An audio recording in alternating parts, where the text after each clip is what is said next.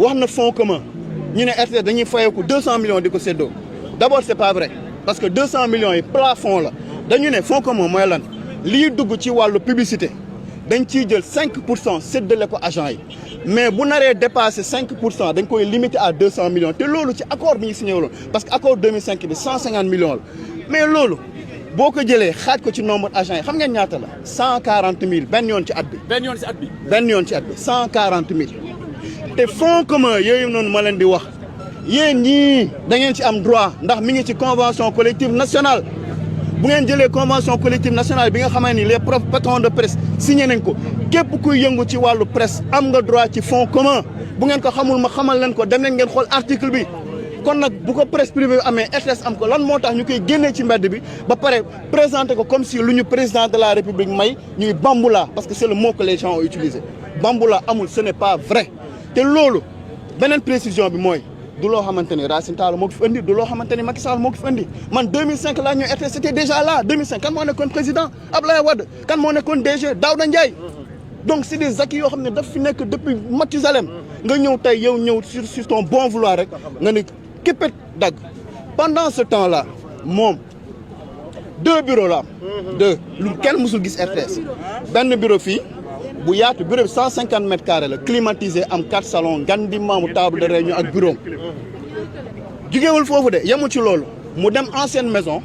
récupérer fa benn bureau defaraat ko retapé ko à coup de millions di fa installé bu xëyee fële gontu fi lu kenn mësul gis RTS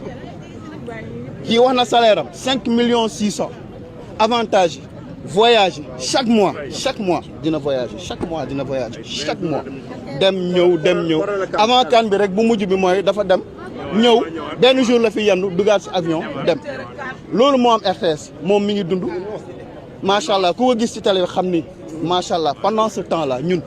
buñ ko waxee buñ ko waxul ñi ngi bëgg a dee buñ ko waxee buñ ko waxul ñi ngi bëgg a dee parce que coono bi ci liggéey bi metti na ñi ngi wax liggéey am na ku may souffler oto yi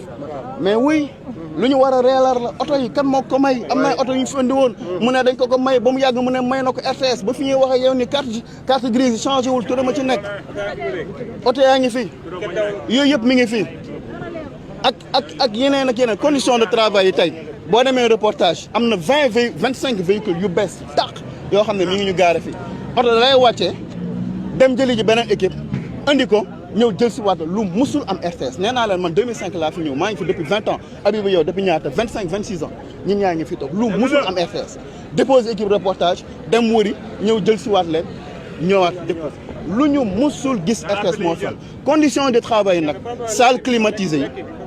non par rapport lekk bi leer na restaurant bi ñu ñëwee restaurant man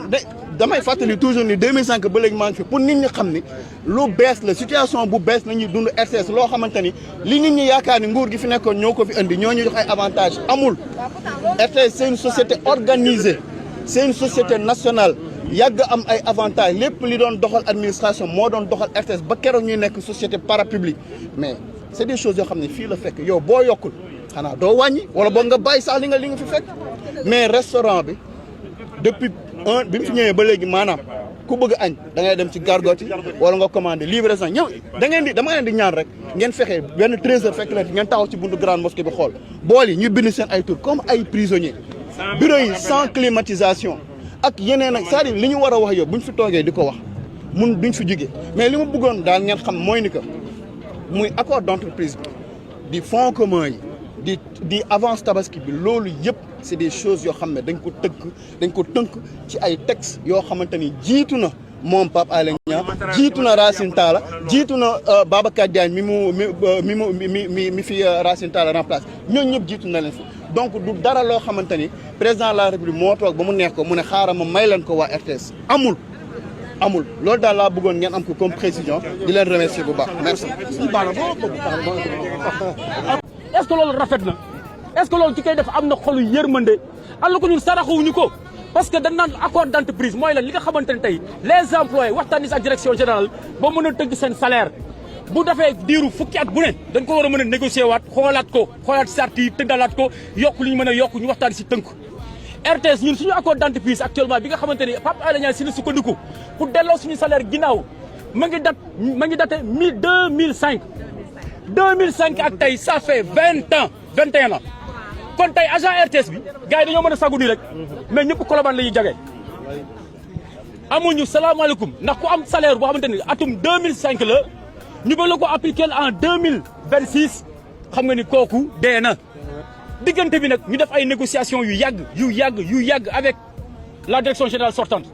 ba ñu mën a mujjee tënku am un nouvel accord d'entreprise enfin les travailleurs de la RTS mën na nooyi tuuti